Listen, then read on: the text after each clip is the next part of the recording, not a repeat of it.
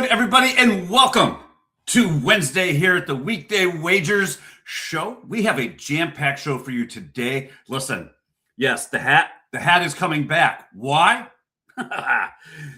You'll see why in just 1 second. Listen, so glad that you could join us. If you are watching this on YouTube, if you could please just hit that like button for us. It really does help us grow. And if you're watching this on the other platforms, like, share, do whatever you can. Help us grow. We certainly appreciate it. We appreciate all of you in the chat.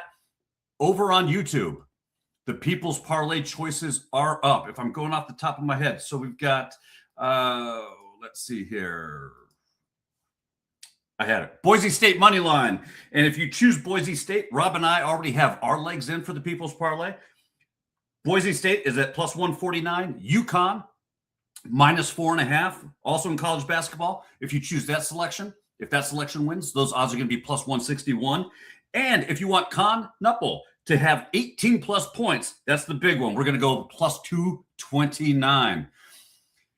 Why is this so important? I'll tell you why. Because last night, boom, we cashed a plus 223 trifecta parlay. Thanks to the choice that was given to us by Mike to take the Mavericks on the money line. I had the Cavaliers and Pacers first half over, and Robbie coming through with a little Evan Bouchard. And you know what? That wasn't our only win. Rob and I swept the board with our picks last night. The Oilers get a power play goal, and Leon Draisaitl went off last night. He got his. And Rob, first of all, how are you? Yeah, I'm great, man. If you subscribe to Just the Stat Sports and looked at the parlay section, you definitely smiled this morning when you looked at your bank account. So I'm doing great. And Joe is not a vibe killer. We established that last night. I'm going to steal your line. Full disclosure, he sent me that tweet last night, and about 5 minutes before that tweet, I was saying, damn it, Joe, because I knew Draisaitl hadn't scored yet. We're in the third, and I was like, he bet go score for Draisaitl. But it came through, so it's all good. Comes through, it cashes. Look, last night was a huge night. But on top of all of that, talking about goal scorers, our Light the Lamp segment, you and I, and this is, I guess we'll share it now. Full disclosure, since we're in the full disclosure segment of the show, you and I have been working on trying to identify, using the model, trying to identify goal scorers. And we have really started to come up with a system that we share every single day with the Light the Lamp segment. 4 out of the 5 players on yesterday's list, goal scorers. Yeah, man. It was on fire yesterday. I think I had 10 that I identified. 9 of the 10 scored. Braden Point was the only one that let me down on my list that I had. It was crazy. As Nate just points out, you got Zegras, Gold Chain, and the Moose all went off. That revenge narrative is a thing. Talking about that, which game last night, because I can think of 3 right off the top of my head. Which game for you last night was probably 1, most entertaining, 2, most shocking? Most shocking, I shouldn't say most shocking, but it was how bad they got beat. 9-0. The Islanders just put a whooping on the New Jersey Devils, 9-0. That was crazy. Seeing the Stars just consistently get beat too is crazy. I'd like to know, because I think Nate's a Stars fan, what is going on in Dallas with the Stars? I thought last night might be a good get-back night for them. They go down. Tampa Bay beat Colorado with half their D-men still missing. They found a way to win. I mean, it was a nuts night. In Toronto finally got the rat off their back and beat Florida last night. And honestly, we give them a lot of help, but that was a big-time win for Toronto last night. They pretty much dominated that game from start to finish. Yeah, I think, one, obviously, the Toronto-Florida game was, I think for me, they're always entertaining, right? Just from a standpoint of how these two teams they live to beat the other team. I mean, it's their mission in life, and I love it. I'm here for it. For me, the most entertaining game was the Philly-Anaheim game, where you see just Zegras he had 2 goals, and he was doing everything he could to single-handedly prove to Anaheim. It was the X syndrome, right? You're going to show the X on all the reasons why they're missing out. And he went off. It was so much fun to watch. I loved his celebration. He scored and he did this and like hung up the phone because he couldn't get anybody to ever answer his calls at his former team. That was a great Sally. I really liked that. I loved it. Look, we don't have a whole lot of hockey on tonight's slate, which is not a problem because it's Wednesdays, and we do have some NFL being played this weekend in the playoffs. I do believe everyone, if you're tuning in for Robbie's radar, going, I hope he's doing it. I hope he's doing it. I hope you appreciate this.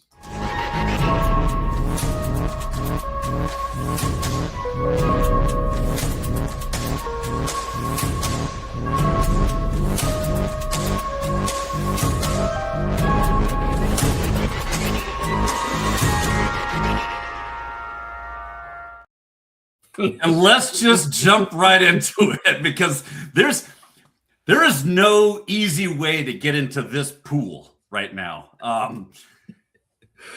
Yeah. I didn't make the graphics, by the way. Yeah. And if we're going to pull the curtains back, the graphics, this is the worst one that we're going to show on the show. I shouldn't say worst. This is the raciest version that we're going to show on the show. Thank you, DG, for coming up with your creative side for these graphics. But you're looking at CMC, Christian McCaffrey, who plays for the 49ers. They're taking on Philadelphia in Philadelphia. I don't know that CMC is going to be sweating this much, and I certainly don't know that he has a Big Cheesy tattoo on his chest. If he does, shout out Big Cheesy. Why do you like CMC besides of his posing for the graphic? Well, I was looking at these games. One, his rushing yards was 57. I got it at 57 yards. For him to get 57 rushing yards, that is crazy to me because I really feel like this is going to be a slugfest. I think Saquon's going to get a lot of work on the other end. You know, Seattle completely shut down CMC last week. And Philly, they're not a slouch defense. They got Jalen Carter there. They're not slouches, but last week's game doesn't count. We're in the playoffs now. And when you look at Philly's history, Chris Rodriguez and James Cook tore them up. Philly has also allowed 17 touchdowns to running backs this season and an average of 96.1 rushing yards per game. CMC has cleared this rushing line and has 2 touchdowns in his only 2 games against Philly. He's got 12 touchdowns on the year. I just think this is a really low number for somebody who's going to get a lot of work in this game. Yeah, I really do like, from a rushing standpoint, I think that's how San Francisco is going to stay in this game, is they have to be able to move the ball offensively, and their passing game is so dependent on the run game to help them open up those lanes. I love this look. Speaking of loving the look, Big Cheesy says, this is awesome. I'm sure, hey, Cheese, go ahead, screenshot this, put this up in a picture. CMC has got you on his chest. I don't know how else to describe it. I do want to say, you brought up the receiving aspect. I didn't take his rushing and receiving because when you look at Philly's history this season, they don't allow a lot of receptions to the running back. And I know this is a different player. This is CMC we're talking about. But I just stuck with the rushing yards on this one. And I took his anytime touchdown as well. I got the best number was minus 125 last night. Wow. And you're talking about 1 touchdown from CMC at minus 125. That's like getting Shohei Ohtani at plus 150 for a home run. So I went ahead and grabbed it as well. Gotcha. And I just want to be – so do you know what that rushing and receiving line is at right now? It was in the 80s. I know it was like mid-80s last night when I looked at it, okay, which is, again, really low for CMC, but I think they're factoring in how well Philly has played against the receiving aspect of the running back position. All right. Moving on, we have got Mr. Kyren Williams of the LA Rams. They're playing Carolina in Carolina. Why do you like Kyren? Yeah, Kyren always comes through for me. It seems like anytime I'm betting him. You can't take his anytime touchdown. I'll go ahead and tell you now it's at minus 160 was the lowest number I found. It's a great live look, though. So if you're going through the first quarter, nobody scored, or if they're going a couple of drives, that number is going to come down. So look to bet that one live. But even in LA's loss to Carolina a few weeks ago, Kyren still put up his numbers. He went 13 for 72 and had a touchdown. That was with Blake Corum eating into his targets and his carries as well. Blake's still kind of banged up, and you rested Kyron for this moment, for the playoffs. Carolina, not a good rushing team. In their last 10 games, they've given up an average of 94.5 rushing yards and 106.4 on the year. I think Kyron is going to have a big day. I know all eyes are on Puka, as they should be, and I'm sure Puka is going to get his, but I think the Rams are going to look to try to dominate this game on the ground, try to ground and pound them, get up and maybe a couple of scores, and then just call it a day. Okay. Rushing receiving yards, do you like that? Yes or no? I don't. I didn't play the rushing receiving yards. He's too inconsistent in that aspect. Not saying he can't, but I didn't like his numbers as far as consistency goes, so I just stuck with the rushing yards because I really think he's going to do a lot of damage on the ground considering what Carolina gives up on the year. And like Joe said, Carolina's going to be feisty in this game, but LA is not Tampa Bay. They're a different breed. Right. Joe pointed that out, that yes, they are going to be feisty. DG also brings up a great point. There's going to be lots and lots of rain in this game. The weather in this one is going to be miserable. Does that? I think that certainly plays in to a very rush heavy Rams offense. Is this a time where maybe you could fade a guy like Puka Nacua? I don't think I'd ever want to fade Puka. His number's at 91 right now for receiving yards, but it's Matthew Stafford more than Puka that I would fade. As you know, Stafford been in a dome his whole career between being in Detroit and being in LA. Lots of rain. He didn't play well the last time they went to Carolina. Right. That's why I really think there's going to be a lot of emphasis on that run game. If you're going to look at anybody in the passing game for LA, maybe look at their two tight ends. The only reason why I'd say be easy because you don't know who's actually going to get the work. Is it going to be Tyler Higbee or is it going to be Colby Parkinson? Sean McVay is too inconsistent when it comes to his tight ends. It could be one or the other every week, and most of the time you're probably wrong. So that's why I'm sticking with Kyron Williams. Okay, perfect. Let's keep this moving. We're going to go with Josh Jacobs of the Packers, who are playing in Chicago in what is also going to be another very cold, possibly weather-influenced game. Why are you targeting Josh Jacobs? Yeah, people forget Josh Jacobs was one of the best running backs in the league this season, especially before he got hurt, which he got hurt around the time of that first Bears game where he went 20 for 86 and had a touchdown in that game as well. He also broke 10 tackles against the Bears when he was fully healthy. I like Josh Jacobs this weekend. I think Jordan Love, I don't know how healthy he is truly. I think Josh Jacobs is healthy. He's not on the injury report. Everything points that he's a full go. Chicago has allowed 220 rushing yards and a touchdown to the RB1 in their last two games. So you can run on Chicago for sure. And don't forget, he has 11 touchdowns on the year. There was a time there where he had like a 9-touchdown game streak of scoring in almost every single game. You can get his anytime touchdown right now at -105. That's what I grabbed it at last night, just for one. So I went ahead and hammered that as well. I like his rushing yards. It's another one. I'm not big on betting rushing and receiving with running backs because they're running backs. They want to run the football with them. So I stayed off of that one. Also, Chicago is pretty stout, especially in the linebacker section against receiving backs. So I stayed off that, just kind of focused primarily on the rushing yards. Okay. I agree with you. And there's only a handful of teams, right? And I can think of one right off the top of my head, the Pittsburgh Steelers, who I think when you target a running back, the best way to look at targeting that running back is through rushing receiving yards because they use those short screen passes, the out in the flat passes to the running back to augment the rush game. For them, it's just an extension of their running game.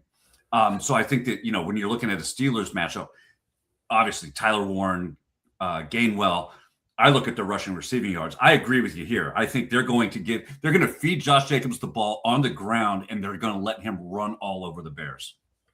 Yeah, agree. Devon Achane is the only other one that just comes straight to my mind. And a healthy Alvin Kamara is the other one, but he hasn't been healthy all year. But Achane is like the only other one I would really look at rushing and receiving. But we don't have to worry about him because the Dolphins didn't make the playoffs. All right. And I guess DG said that there's a request that Kim wants to see the other thumbnail of Josh Jacobs. Is that available, DG? Oh, my God. I don't know what DG was smoking this morning. I can't. All right, we're moving. Move on. We're going Nico Collins of the Texans, who are taking on the Pittsburgh Steelers, who I was just talking about as far as their running backs.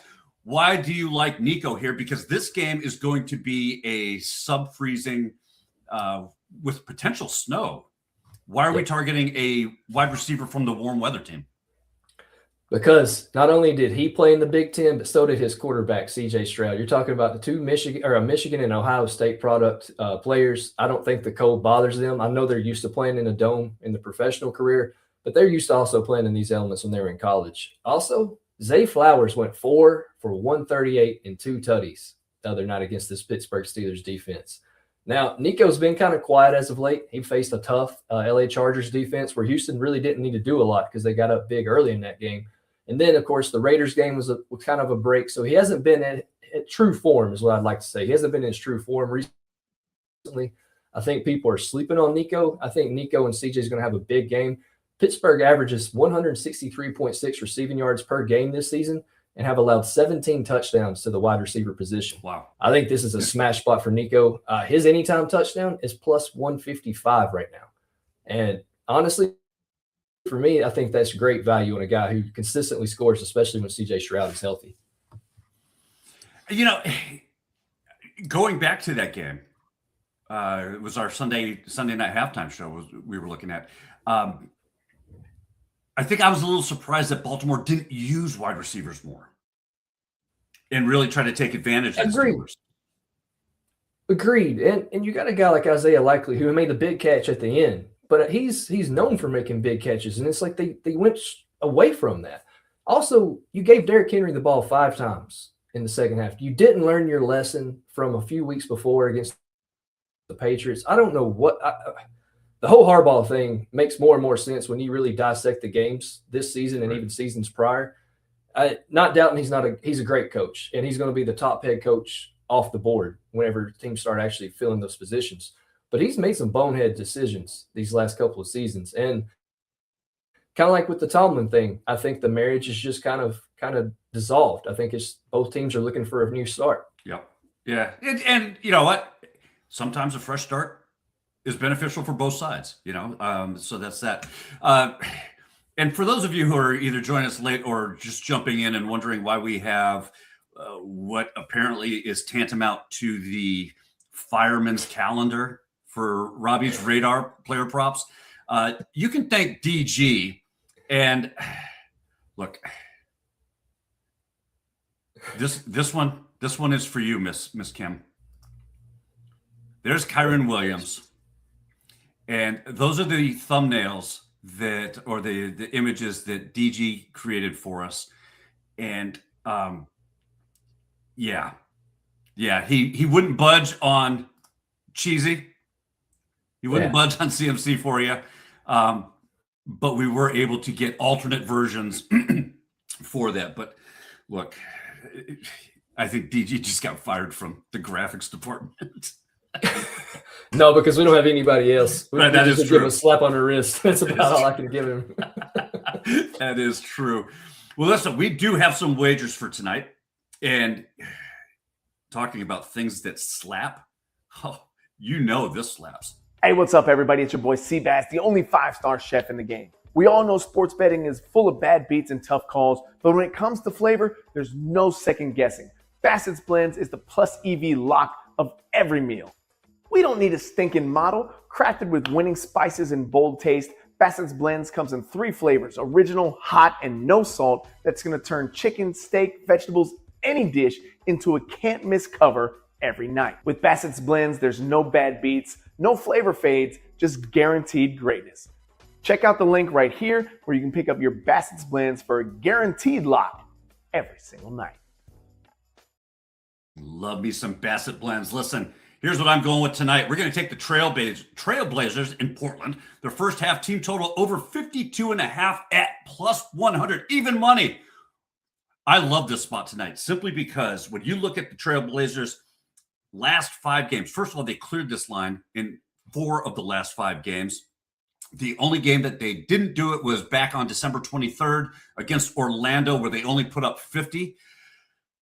But when you look at what Houston has allowed when they're on the road, their last 5 games, they've allowed teams to go over this line in 4 of the last 5 road games.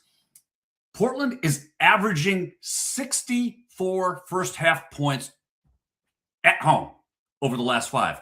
I love this spot for them to put up a ton of points and at even money. What's not to like about that one? Speaking of what's not to like, we're going to go with the young guns tonight on the NHL. We're going to take Igor Chernyshov. I got it right. Taking him for a point at plus 135. Look, the kid let me down last night. If you remember JTS, I did have his point play last night, and he let us down. But that just means he owes us, and he's going to owe us big time tonight. He's played 9 games in the NHL, and in his 9 games, he's put up 3 goals and 5 assists. I love that he's on that top line with Macklin Celebrini and William Eklund.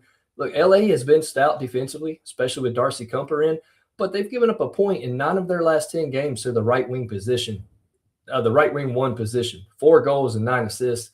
I'm going to put a little sprinkle on him too, and you might hear a little bit more about that later in our Light the Lamp segment. But give me Igor Chernyshov, 1+ point at plus 135. He plays for the San Jose Sharks. I love it, especially because the Sharks won last night, right? I mean, they're one of those teams that it was almost an auto fade every time they played. And you could almost auto fade them on the 3-way money line, and they have been kind of sneaking up and surprising some teams. So I love that look right there. I do have to get to some of the stuff that's going on over here in the chat. No, we are not going to give DG a raise for those graphics. That's not going to happen. And Joe, I'm not trying to hide the hair. I do know what the hat brought to the show yesterday for us. And if that means that I have to wear the hat every single time, I will soak up all the mojo that's coming from it right now. So I'm not trying to hide it. I'm just trying to ride that wave. If it ain't broke, don't fix it. I text Mark yesterday for all y'all behind the scenes. I was getting ready to leave work, and I text Mark, and I said, look, honestly, if I could just have a break-even night tonight, it'll be just as good as a winning night. I had way too much, speaking of bankroll management, I had way too much on that slate, and thankful the hat and the gambling gods looked down upon me and gave me a break because we had a huge night. But yes, thank God. Yeah, listen, and we're all guilty of it, right? We've all overextended at some point and been like, oh, damn, please. And so, yes, the hat stays until it doesn't earn the spot anymore. So that's kind of where I'm going with it. We do have a fantastic other segment called Light the Lamp. And again, last night we hit 4 out of the 5 players on this list. And I'm kind of liking tonight's list. You got Alex Ovechkin at plus 115. Rarely do you see him in plus numbers like this. Dylan Guenther at plus 165. Macklin Celebrini at 175. Tyler Bertuzzi, who's been lighting it up for the Blackhawks at plus 185. And JJ Peterka, used to be a Buffalo Sabre, at plus 220. Rob, do you like anybody on this list, or are you going somewhere else? Yeah, I really like Guenther and Peterka. I like the Utah players there. I'm not going to stay on this list. I'm going to go off the board. It's one of those things. Last night, it was the chalky, right? The Tage Thompsons, the McDavids, the Dreisaitl's, Pasternaks. All those guys got goals last night. So tonight, I'm just going to keep it with the young kids, and I'm going to stick with my man Igor that I just talked about. It's 3 goals in his last 9 games. They're playing the Kings, who, like I said, they're a little bit leaky to that right wing 1 position. So I'm going to take Igor off the board at plus 370. I like it. And the Kings are another one of those teams that if you haven't started, there's a number of different ways you can attack them because offensively, they have just fallen apart.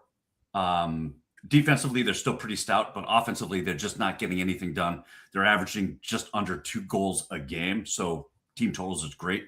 I'm going with Dylan Guenther at plus 165. I just, he's scored a goal in 3 of his last 5 of the last 10 games. He has got a 66% goal scoring percentage against, oh my God, who they're playing tonight. I just knew it. Ottawa. That's right. I saw the Run DMC comment in the chat, and it threw me for a loop. I went right to New York City. They're playing Ottawa. He does very well. I love this spot for him. And again, let's kick this thing into Is there anybody on this list that you're like, I don't see that one happening? Wildly enough, maybe Ovechkin. It's they came off that big win 7-4. It's kind of his MO this season. He usually has a big game and then he probably gets really drunk the night after and then he kind of slows down in the game following. So I would say maybe fade Ovechkin off this list more than anybody. Everyone else I think are solid looks. I don't think you could go wrong with any of the other guys. They have great looks tonight. Okay. We do have some comments in here. We've got Cheesy is all over Paterka. Loves it. Nate likes Cole Caulfield at plus 130. Any thoughts on that one? As Nate says, he is an American, DG. He's a good American hockey player as well. I love Cole Caulfield. Yeah, I like that spot. I usually, if I can find the line right, I like playing him and his line mate Nick Suzuki to both get a point. I think tonight it was too juiced. I think it was like minus 130, minus 135. I can't do that for two guys to get a point. It's kind of asinine, unless it's McDavid and Draisaitl, but that's kind of the only way I would do that. But yeah, I do love Cole Caulfield. I like Nick Suzuki too. Okay, perfect. Look, this has been a jam-packed and very entertaining show today. Quite frankly, I don't know how DG's going to try to top Robbie's radar with tomorrow's TV's timeout. Is that what's on the radar for tomorrow's show? Great question. I need to confer with DG on that because the only thing I've been watching other than sports, I've been watching The Sopranos over again in the background. So that's the only thing I've been watching other than sports right now. Have you, and this is going off on another weird tangent, have you ever seen Yellowstone or any of this other series, spin-off series? No, I've tried Yellowstone. Something always happens. In episode 1, it never fails. There's like 10 minutes and something always happens. The only reason I'm watching Sopranos is because I've watched it twice already. And it's just good background noise. It helps me. Watching something I'm familiar with helps me actually with handicapping. Right. And when I'm doing my work, I like having that in the background. And like you said last night, the hat's working for you. The Sopranos are working for me. So I'm just going to keep watching some Sopranos while I do my work. There are so many times during our interactions where I am like, we are very symbiotic in the way we approach what we do. And for you, it's Sopranos. For me, dude, I go to Game of Thrones. And I have watched Game of Thrones and Yellowstone like 4 or 5 times. And I love Game of Thrones because, first of all, they nailed the ending. It's always like that last episode is just on point. It's terrible. It's bad when they say the Stranger Things ending is compared to the Game of Thrones ending because that's not a good way to compare anybody to anything. But yes, I do too. I love having Game of Thrones on. I love having Yellowstone on while I'm doing this. It helps me kind of dial in and lock in. And DG says we've got a preview of Traitors and the new Stranger Things bonus episode. I don't think that ever happened, that bonus episode. I think for anybody that's familiar, I think a lot of fans got mad at how the series ended. I think they dug really deep into that final season and that they came up with a conspiracy that grew legs and now everybody's talking about it. I hope I'm wrong. I really, really hope I'm wrong because I think that would be cool as shit if they swerved everybody and they had a bonus episode, but I think it's just conspiracy theorists running wild. All right. Well, here's a non-conspiracy issue. We got Taj who's throwing out Boston Celtics first quarter minus 2.5 at minus 110. Look, Taj is another one at juststatsports.com who has been just nailing his picks as of late. So absolutely get into it. At least Cheesy's on my side here. Absolutely. It is goated. It is goated. It's the last few episodes that I hated. The season itself, I love Game of Thrones. I've watched it over and over. It's just I get pissed off those last few episodes. Joe agrees with you. He thinks I'm wrong on that take, but you know what? I'll die on that hill. I'm not afraid to. And Sky brings up he can't get into Traitors. And I don't know. You know, it's a different. I don't know how many times you tried to watch it. I would say give it 2-3 episodes, and then try to find somebody that you're like. You got to go with the traitor. right? Pick a trader that you like, because the double crossing, there is so much happening. Okay. I haven't started it. I can't comment. I haven't started it yet. I've never seen it. Well, yeah, because I haven't done the new season, but I'm talking about going back and looking at old seasons to try to get into it, so you get into that flow for the upcoming season. Do that. Follow the traders and start trying to think like a trader in what you would be doing in those situations. And I'm telling you, it is absolutely excellent. Cheesy brings up Jalen Brunson over 29.5 points. That's the 2 hammer look from Cheesy, which is normally good. Cheesy, in all fairness, I go with your 3 or 4 hammer looks.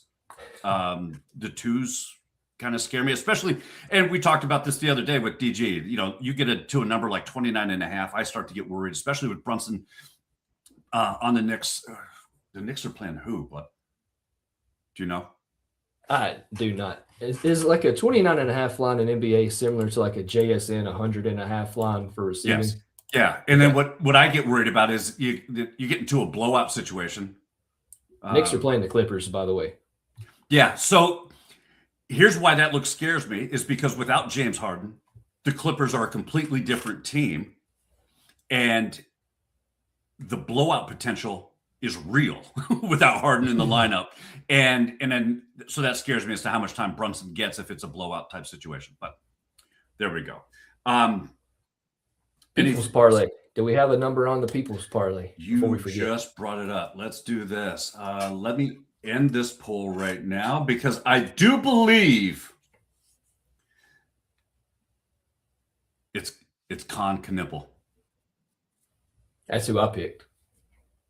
I like his last name. At 18 plus points.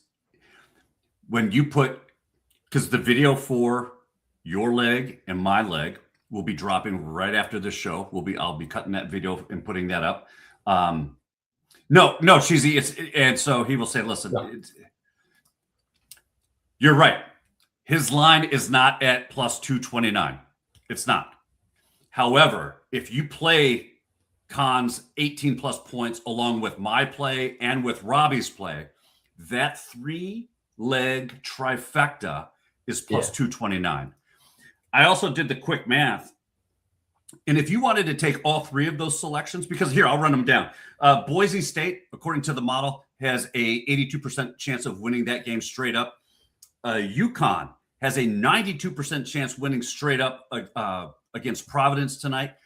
They're getting 10.5 points. The model has them winning by 14. If you drop the alt line down to minus 4.5, and then you take Con 18 plus points, you put those 3 together with your leg and with my leg, all 5, you go with the mega. That's plus 429. So I will be sprinkling a little on that plus 429 because I'm not gonna be able to let that one go. But that video will be dropping here shortly, right after we're done. What's on the Denson family TV set tonight? Well, the boys, like I said, football season's over. There's no Survivor. The boys are really back into wrestling right now, and my oldest loves AEW wrestling. So that comes on tonight. It is Wednesday, right? Yeah. Yep. So I'm sure we'll be watching some wrestling while I'm probably watching some hockey on my phone. But hey, if the boys want to watch wrestling, I'm not going to tell them no. I'll watch some wrestling with them and some hockey on the side. And we got some fans of your Orton T-shirt going on, Randy Orton. So love Randy Orton. Definitely in that wrestling mode. That's going to do it for us on this Wednesday. Look, thank you guys so much for joining us, hanging out with us. Stay tuned, because that People's Parlay short will be dropping here within the next 30 minutes. Make sure you tune in tomorrow too. Get that little traders preview. I mean, I'm excited because we have a dear friend of the show in Seabass. His wife is actually going to be on this season's episode of Traders. So yes, we do. We have a connection. We have a traders connection, if you will. You know what would be great is if we could get Seabass and his wife on the show for one of these shows. Hey, that would be awesome. We got to work on that. That might be. Let's have a production. We got to figure that out. Yeah. Okay. Let's do it. Listen, Thank you again for hanging out with us. We appreciate all of you. Hit that like button, hit the subscribe button. Be back here tomorrow at 2 o'clock Eastern. DG, Robbie will take care of you with their best bets. Until then, be kind to one another. Let's cash these tickets. Have a good night.